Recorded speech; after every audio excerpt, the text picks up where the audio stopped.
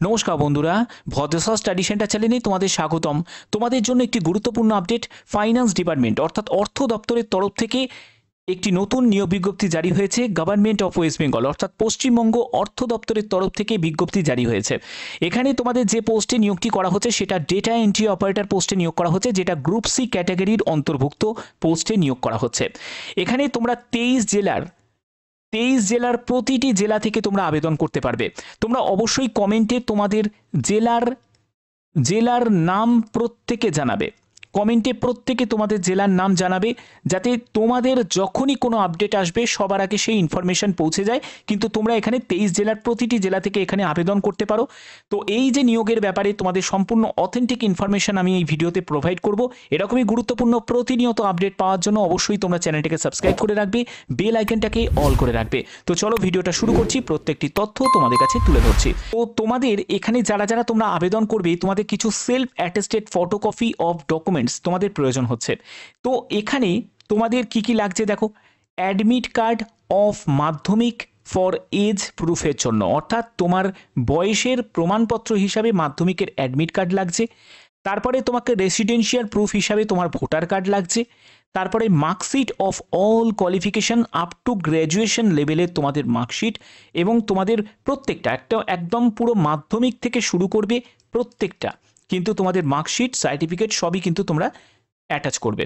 এরপরে হচ্ছে তোমাদের certificate of computer application, at least তোমাদের ও লেভেলের তোমাদের একটা সার্টিফিকেট থাকতে হবে, এবং তোমার যদি এক্সপিরিয়েন্স কোনো সার্টিফিকেট থাকে তাহলেও সেটা হবে।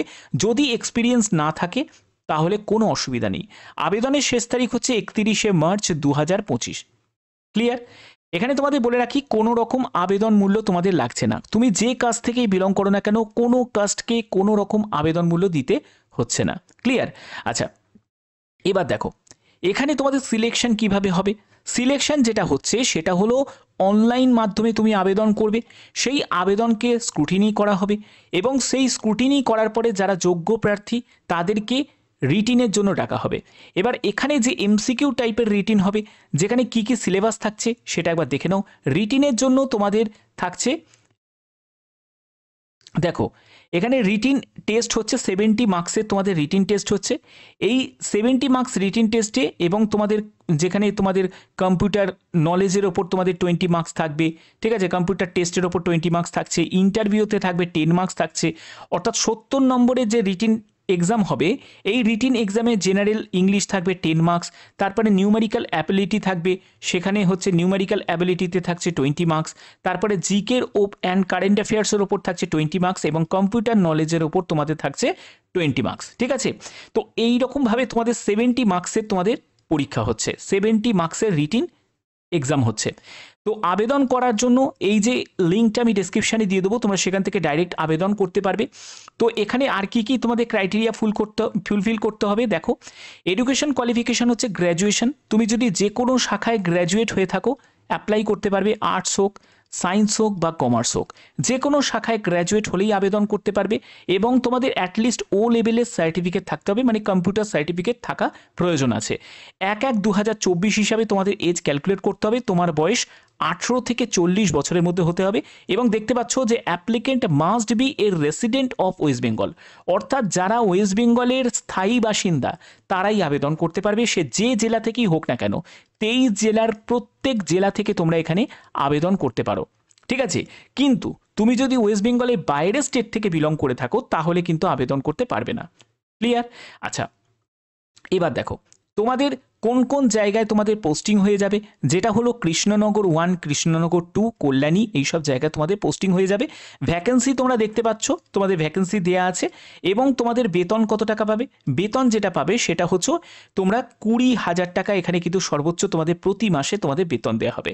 এবার এই যে নিয়োগটি করা হচ্ছে সেটা গভর্নমেন্ট অফ ওয়েস্ট বেঙ্গল, তোমরা দেখতেই পাচ্ছ ডিস্ট্রিক্ট ম্যাজিস্ট্রেট কালেক্টর নদিয়া, এখানে তোমাদের এই নিয়োগটি করা হচ্ছে, যেটা ফাইন্যান্স ডিপার্টমেন্টের তরফ থেকে।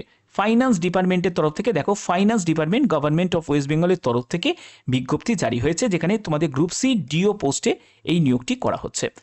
তো আশা করি এগুলো তোমাদের কাছে ক্লিয়ার করতে পারলাম। ঠিক আছে, এবার দেখো এখানে তোমাদের যে নিয়োগটি হচ্ছে সেটা একটা কন্ট্রাক্ট ভিত্তিতে তোমাদের নিয়োগ করা হচ্ছে। তো যদি তোমরা আবেদন করতে চাও, যদি তোমাদের অভিজ্ঞতা সঞ্চয় করতে চাও, তাহলে কিন্তু অবশ্যই এই সুযোগটাকে কাজে লাগাতে পারো। এবার এখানে তোমাদের কিভাবে ফর্ম ফিল আপ করতে হবে সেটা বুঝে নাও। তো এখানে ফর্ম ফিল আপ করার জন্য ক্যান্ডিডেট রেজিস্ট্রেশন বলে একটা অপশন তোমরা দেখতে পাচ্ছ। তো এই রেজিস্ট্রেশন অপশানে তোমাদের কি করতে হবে, ফার্স্ট নেম তোমাকে এখানে এন্টার করতে হবে, তারপরে তোমার মিডল নেম থাকলে মিডল নেম দেবে, লাস্ট নেম থাকলে লাস্ট নেম তোমাদের এখানে এন্টার করতে হবে। এরপরে তোমাকে ডেট অফ বার্থ বসাতে হবে, মোবাইল নাম্বার, একটি valid active mobile number enter করতে হবে, তারপরে তোমাকে মেল আইডি দিতে হবে এবং এরকম একটি ক্যাপচা কোড আসবে, সেই ক্যাপচা কোডটাকে এখানে টাইপ করে দিতে হবে এবং তোমাকে রেজিস্টার করতে হবে। তো এই রেজিস্ট্রেশন যখন তোমাদের কমপ্লিট হয়ে যাবে, তারপরে স্টেপটা কি থাকছে, তারপরে তোমাদের লগ ইন অপশানে যেতে হবে, যেখানে তোমাদের একটি ইউজার নেম এবং পাসওয়ার্ড, যেটা তুমি রেজিস্ট্রেশন করার সময় যে ইউজার নেম এবং পাসওয়ার্ড যেটা তুমি SMS পাবে, সেইটাকে তোমাকে এখানে এন্টার করতে হবে এবং লগ ইন করতে হবে এবং বাদবাকি স্টেপগুলো খুবই ইজি স্টেপ, সেগুলো তোমাদের কমপ্লিট করতে হবে। এখানে তোমাদের যেগুলো যেগুলো নিড আছে সেগুলো তোমাদের অবশ্যই তোমাদের ভিডিওতে আমি ক্লিয়ার করে দিয়েছি, কি কি প্রয়োজন আছে যে এখানে আবেদন করতে গেলে। তো আশা করি এই ভিডিওর মাধ্যমে সেই ব্যাপারটা তোমাদের কাছে ক্লিয়ার করে দিয়েছি। তো আশা করি তোমাদের এই ভিডিওর মাধ্যমে প্রত্যেকটি তথ্য তোমাদের কাছে তুলে ধরতে পারলাম। এরকমই গুরুত্বপূর্ণ আপডেট সবার আগে পাওয়ার জন্য অবশ্যই চ্যানেলটাকে সাবস্ক্রাইব করে রাখবে, বেল আইকনটাকে অল করে রাখবে এবং তোমরা অবশ্যই কমেন্টে তোমাদের জেলার নাম প্রত্যেকে জানাবে, প্রত্যেকে কমেন্টে তোমাদের জেলার নাম জানাবে, ঠিক আছে, যাতে যে কোনো আপডেট সবার আগে তোমাদের কাছে পৌঁছে যায়। এখনের মতো এটুকুই, টাটা।